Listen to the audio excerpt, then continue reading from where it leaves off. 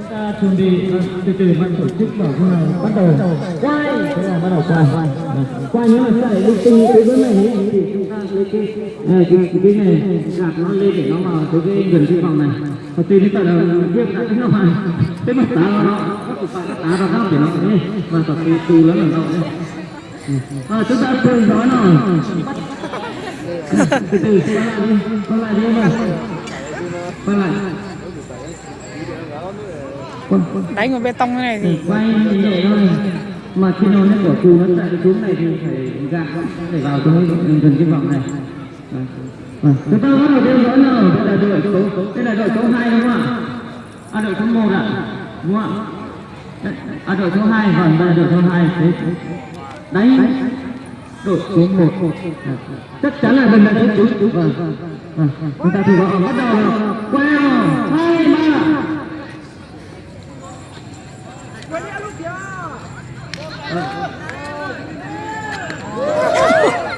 Nào, mất mà bình tĩnh không? Bình tĩnh. Đâu? Chào chị. Đi tí cái trái cũng luôn đó, tí là cái trái ơi, anh thành nó này. Chúng đánh giá sắp rồi và cái tí là cái tính này. Vâng, thưa quý vị, vòng 1 đã có một chàng trai rất là tuấn tú đã đánh trúng quả cù rất là tuyệt vời. Vâng, chúng ta sẽ chuyển sang vòng số 2 và chúng ta cùng nhau theo dõi.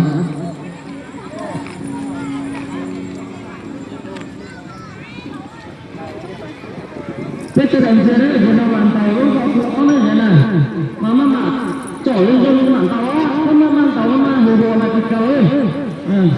Nó mà bay trong mà tỏi trong bàn tàu thịt cầu ấy. Rồi thì ông cứ lúc mình đổi trong đấy, đã đổi lên rồi. Rồi bắt đầu. Vòng số 2. Cứ cho ra.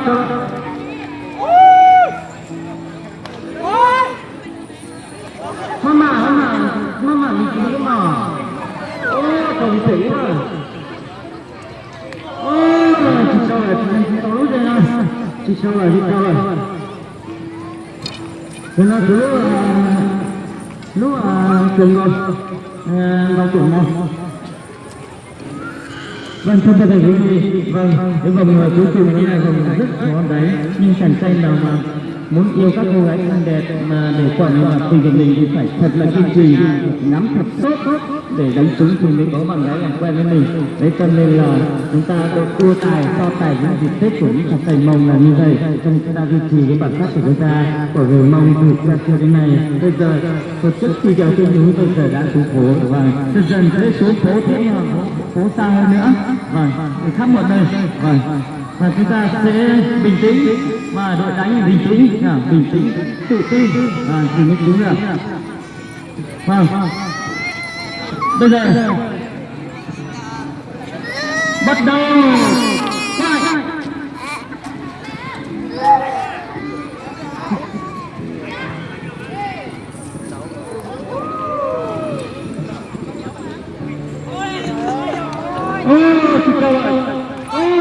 Không mà đi tí. Bình à mà. Thế là tàu gì chúng ta nhỏ. Ta đó. Nhưng mà đội O đây, đội O tàu cao điểm thì tàu lúc vỏ thì ít kìa. Mà thế giờ mua phần thưởng hát gì? Phần thưởng hát gì? Mua phần thưởng hát gì hả?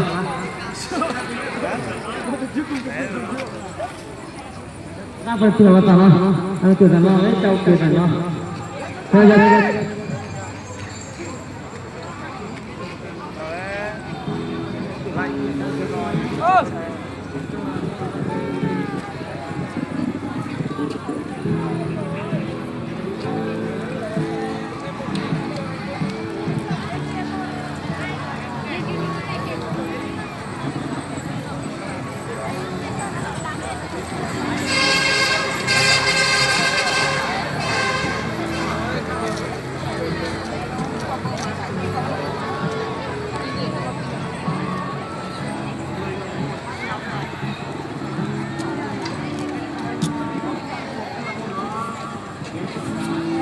vâng toàn thể quý vị là rất tổng công ty thế là phong gửi cho này phát chuông đội chú dân mà một cái tặng nó ban tổ chức mua thì có đủ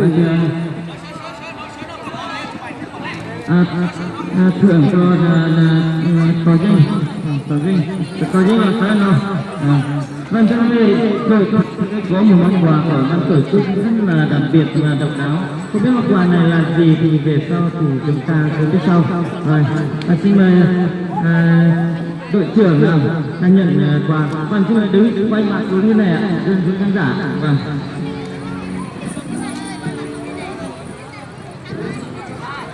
Và sau một thời gian ngắn đua tài thì có đội hai đã từng chiến thắng với 4 điểm.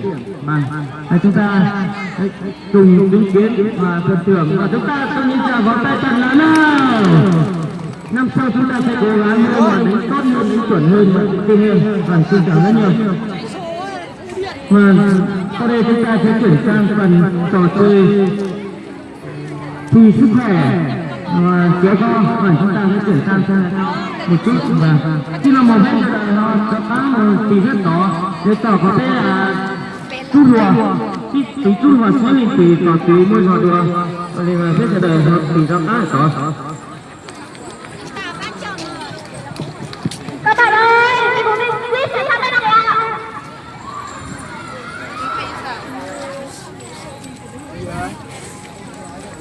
Bên ngoài á? Đi nó sẽ người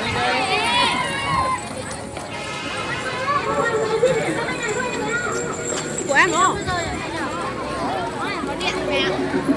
Mình nghĩ là rảnh lắm rồi.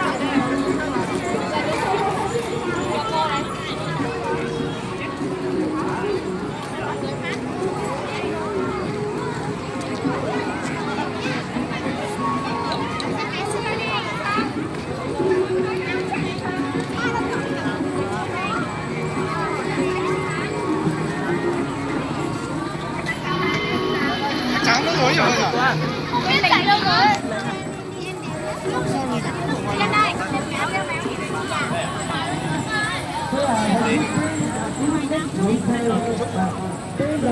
con này cho mình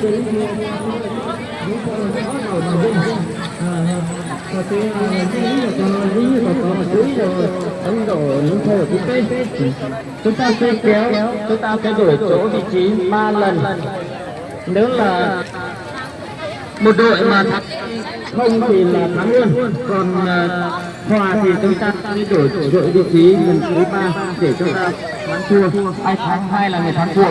Rồi, trò chơi này thực sự là một cái vâng nhau thì lại đổi tiếp vâng chúng ta sẽ thưởng thức cái chương trình trò chơi này.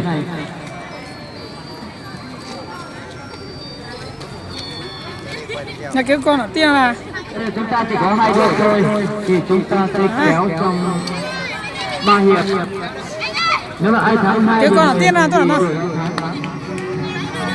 mỗi đội là con ở tiên là vâng.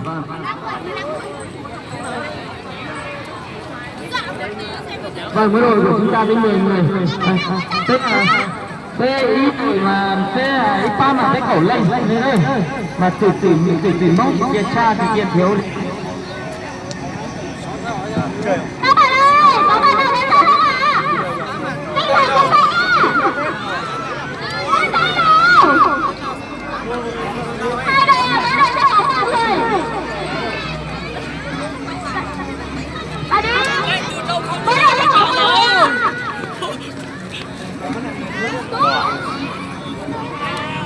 Các bạn ơi.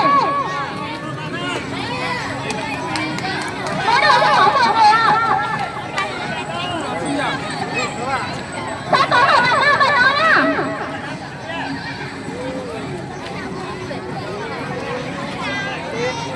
Có bạn nam bạn. Mỗi đội là 5 nam 5 nữ ạ. Các bạn ơi.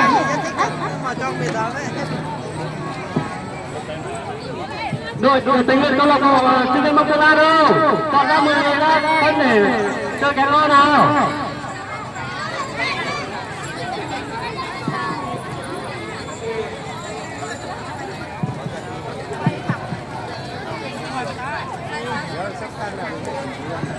nhưng mà ót đội cái hai chân cha ở ít sáng này nó để ít sáng này nó chớ hàng ngang nó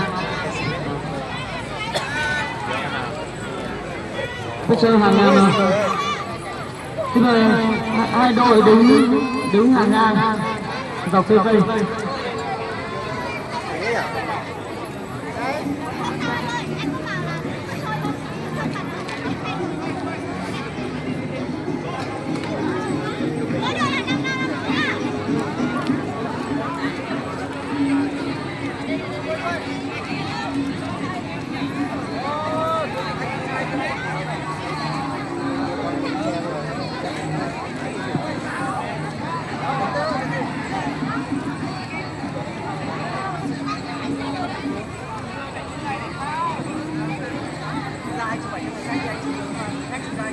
chúng ta lưu ý tất cả các vận động viên lưu ý chúng ta không được kéo ra khỏi hai cái vạch trắng này nếu chúng ta mình kéo ngang ra chúng ta sẽ phạt quy cái chú nhân gia thế cái bác chú chú cây một màu tủ phải cho chơi mà đi mà thế phạt quy nhé.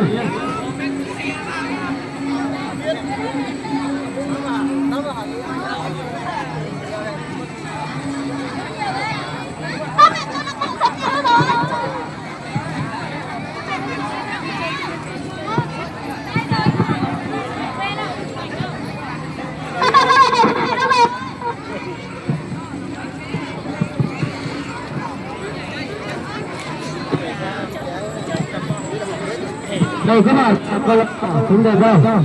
Đây à? Đây là bên tay phải của ban tổ chức. Vâng.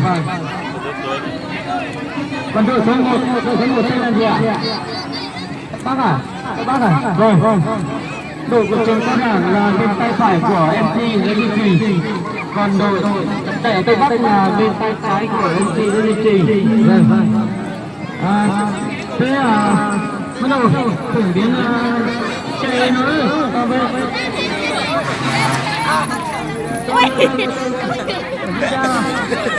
Dạo vô ạ.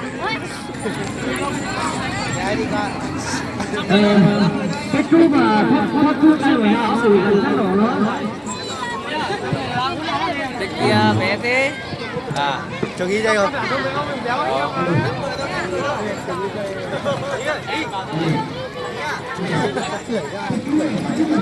Anh vào đây, được. Thấy chưa?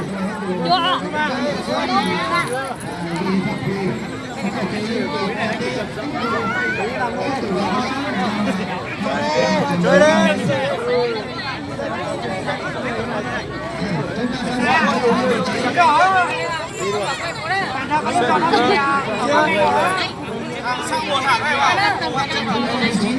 Quay Chụp hết chân xuống.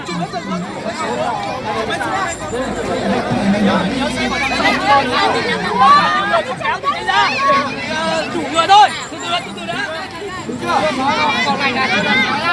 Có con này. Con trai thừa người rồi. ơi, nhanh lên đâu rồi.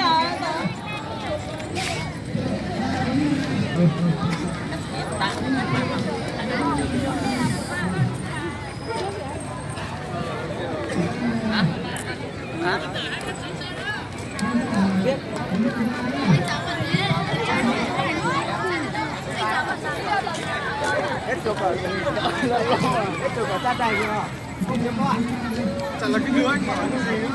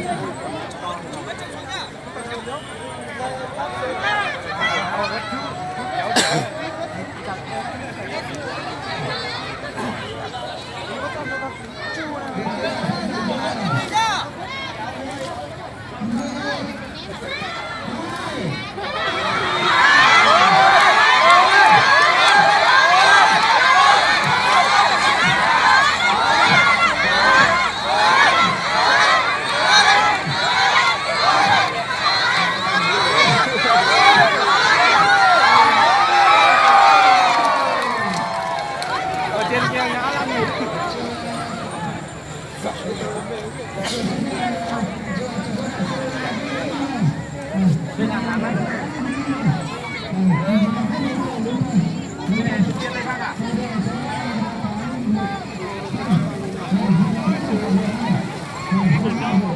Còn nghề bé này thì Có cần phải tăng người lớn là vào không? cần người lớn đấy. Cái bếp bảo là ba là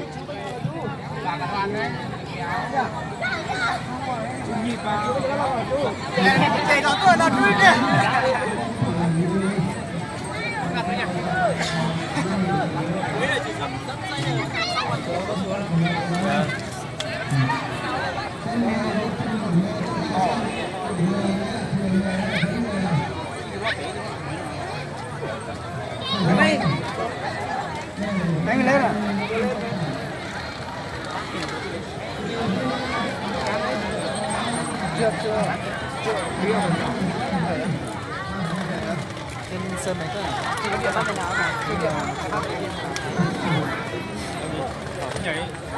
Sẽ bác bên này. Cao đẳng người to lắm. Em mình nhảy vào hết đi.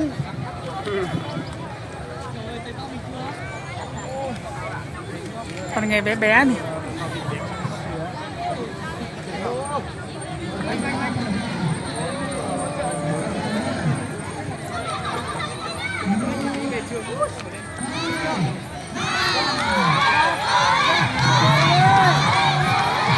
có đây.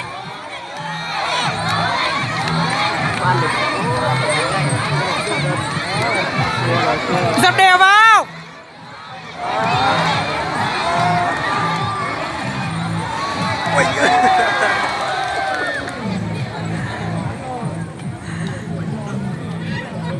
Trời ơi, còn cho bé Hoa vào đấy thì. Ô bé Hoa vào. Hoa vào.